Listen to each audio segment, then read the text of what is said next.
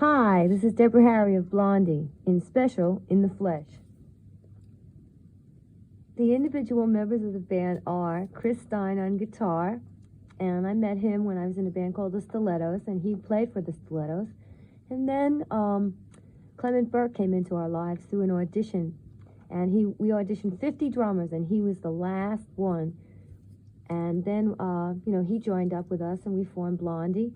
And then we got Gary from New Jersey, who was a friend of Clem's. And then we met Jimmy on the scene in New York, and he joined our band. And then that was it. That was the real Blondie. The only preconceived concept we had was that we wanted to do themes and songs that were not much longer than 3 minutes long. Well, I picked the name Blondie in about 1975, and I got the name from truck drivers and guys driving down the street and yelling out of their cars at me. It's pretty much personal choice, and it was a very coincidental thing. I think in our first photo session, everybody showed up sort of dressed the same without having planned it or talked about it to one another. And we liked the, peg-leg pants, and we liked, narrow lapel jackets, and that's the style we relate to.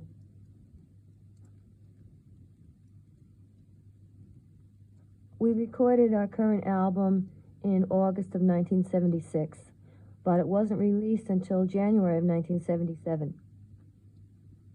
Yes, there is. As a matter of fact, we just finished recording the second album, and we haven't got a release date set for it yet.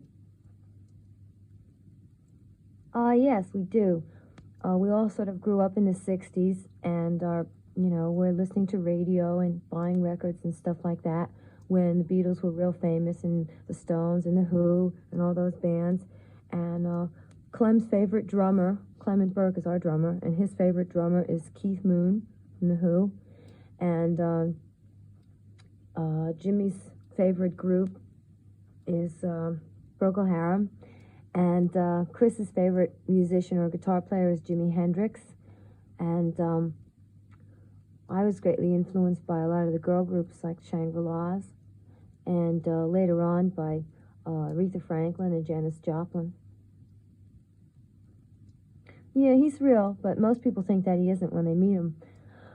He's this poet from Bayonne, New Jersey, and he's just like a very strange, unique personality, and he's our mascot, sort of.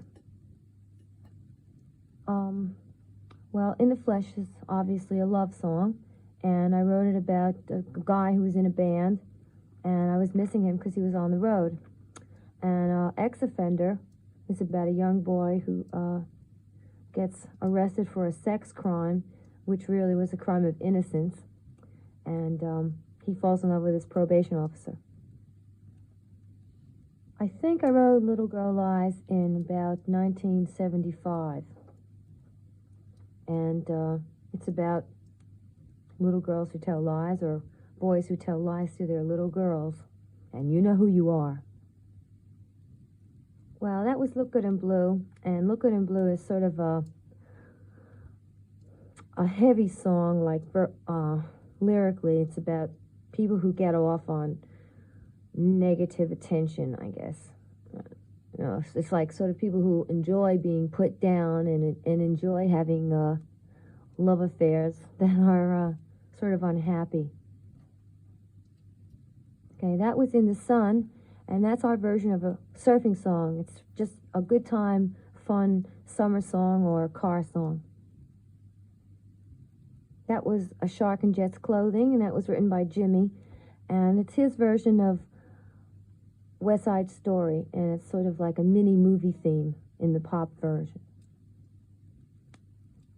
Okay, that was Man Overboard, and that's my attempt at writing a Motown song, and we had really great backup vocals on this particular cut, as with In the Flesh, which I didn't mention earlier, but Man Overboard, the backups were done by Ellie Greenwich, Mikey Harris, and Velma Harris. And Ellie Greenwich was the producer and writer for the Shangri-Las, and she also did a lot of singing on the Shangri-Las records, and it was a great honor and really fun working with her in the studio. Yeah, let's rip it to shreds.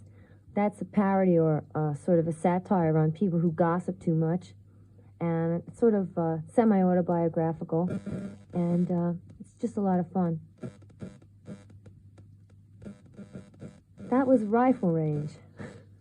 The lyrics were written by Ronnie Toast, our local poet, and the music was written by Chris Stein. And I don't really know exactly what it means, but I like the poetry. All right, Kung Fu Girls. That was originally an answer-back song to the Heartbreakers song called Chinese Rocks. And we saw that on a movie marquee, Kung Fu Girls, in Brooklyn, and we decided, oh, we'll write a song about it. Attack of the Giant Ants. Ah, watch out. Here they come. That's Chris Stein's tribute to Japanese sci-fi movies. If you ever see a giant ant, watch out. Oh, thank you. We're really looking forward to playing here.